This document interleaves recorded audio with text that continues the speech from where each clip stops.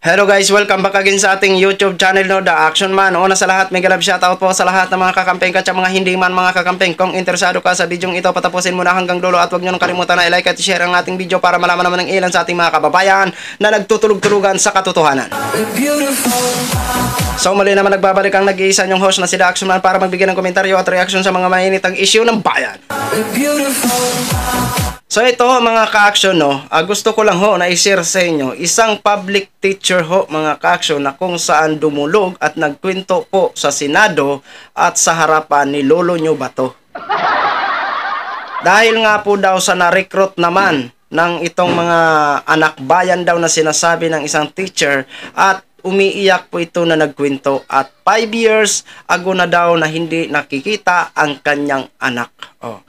Ito ang mga gingkwento niya kung paano na-recruit daw itong kanyang anak at kung paano na-convert bilang isang NPA nga ho mga ka-action. So, bago ho ang lahat, panoorin na po natin ang kwento ni Mrs. Luisa Espina. Ma'am, you have the floor. Good afternoon, Mr. Chair and everybody po. I'm Luisa Espina of Hands of Our Children and a public school teacher din po.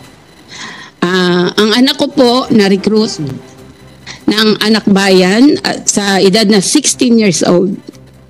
From PUP, siya po ay senior high.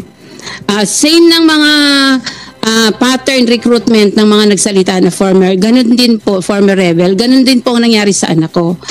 From mabait, mapagmahal na anak, nag-twist po siya nung nasali dyan sa organization na Anak Bayan at Gabriela Youth po. Nawawala-wala na, ginroom nila ang anak ko na magalit sa gobyerno, na huminto sa pag-aaral. Dahil sabi nila, narinig ko mismo sa anak ko na ayaw niya na mag-aral dahil papelan daw po yung edukasyon. Mas mahal.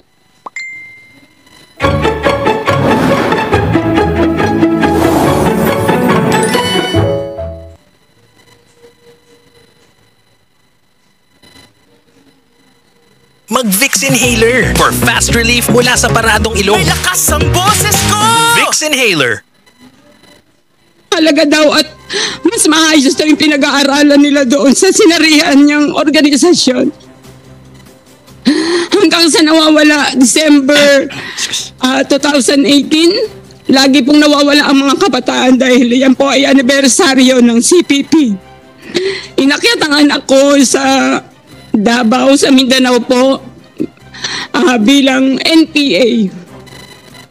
Nakipaglaban ako, hinanap ko siya. Wala po akong proof of life.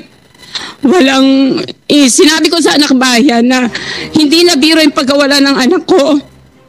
Kailangan ko ng, kung malaman kung nasaan ang anak ko. Nagbigay sila ng sulat, January 2019, na ayon sa sulat ng anak ko, mahirap man tanggapin na may anak kayo ng ganito. Ngunit ito na po ang paraan ko para pagsilbihan ang malawak na hanay ng masang api. Yun ang content ng sulat ng anak ko, na napakahirap po talagang tanggapin na bunso po siya. Sure. Ang ginawa nito ng mga CPP, NPA sa aming pamilya. Napakasakit. Isang araw lang mawala yung anak mo, hindi mo na alam ang gagawin mo. Pero yung 5 magliliwag taon, hindi mo na kaya. Tuwing gabi, iiyak ka. Bagyo. May sakuna naman na mangyari sa atin, COVID. Alalahanin mo yung anak mo, yung worst na mangyayari. Kung ano ba yung nangyayari sa anak mo. Walang proof of life. Nakakakain ba? Through NTFL may sumusuko. Nag-aamot kami na baka kilali anak ko dahil sa SMR. Yan sila Arian, sila alam nila na nakasama nila yung anak ko. May sumuko sa Tagum 13 na ikwento. Halos madurog na daw yung paa ng anak ko sa sugat dahil sa di ba nakabota sila sa mga mining area na walang makain, payat, napakasakit yun. Ganito yung ginagawa sa bawat nire-recruit ng mga organisasyon na to, na gusto ko na malaman nyo na karamihan sa inyo siguro numero lang yung nare-recruit ng mga bata. Ngunit anak ko namin yun, buhay yun, may kinabukasan na nasira, pamilya na nawasak sa amin. Ito kami, buhay kami. Lahat ay napakasakit. Yan kaya lumalabas kami, mahirap ba nito? Sa hands-off, ina-awareness po namin kung paano na-recruit ang anak namin. Ang mga pattern po na yan ay binibigay namin sa mga eskwelahan din. Dahil ayaw na po namin na may iiyak ba sa harapan ninyo na magulang, at ayaw namin na may mag-aya sa anak namin. Kaya gusto namin panagutin lahat ang nang-recruit sa amin at sa mga naniniwala sa mga palyadong ideolohiya na sinasaksak nila sa bawat kabataan, na managot sila sa nangyari sa amin, malagot sila sa pamilya namin, na napakasakit. Yung sakit po, walang salita na makakapantay, makakadescribe sa nararamdaman namin ngayon. Kaya sana tulungan nyo kami na mabawi yung anak namin, at salamat doon sa binaba ni Presidente Bongbong na amnesty sa mabalik loob program sa mga NPA. Sana kung naririnig to ng CPP, alam ko sana naririnig to ng mga anak namin, magbalik loob kayo. Nandito na may pangalawang pagkakataon, wala na pong saysay yung pakikipaglaban dyan. Walang totoong ginagamit lang kayo ng mga hunyanging makabayan na nagsusulong ng ganitong ideolohiya. Dahil kung totoo yung kanilang paniniwala, kung totoo silang naniniwala sa ideolohiyang isinasaksak nila sa bawat kabataan, sana mismo yung anak nila sinali nila. Ngunit hindi po, dahil alam nila na mapapahamak ang bawat ire-recruit nila. Yun lamang po, Mr. Chair.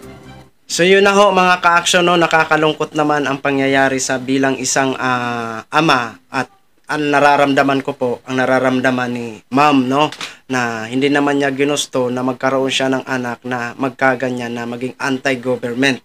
Bis nga po sa kanyang mga kwento, so ako po ay talagang medyo na heart naman, kasi siyempre hindi naman siguro siya magagawa-gawa ng mga kwento dyan sa Senado, at hindi niya naman isusugal ang kanyang pangalan bilang isang teacher kung hindi totoo ang kanyang kwento.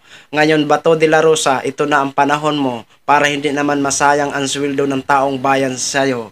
Itong panahon mo para magpakita ka ng gilas, hindi yung puro ka na lang interview, puro ka na lang daldal, mag-action ka na. Kung totoong may pagmamahal ka sa bayan at may silbi ka dyan bilang isang senador, umaksyon ka na.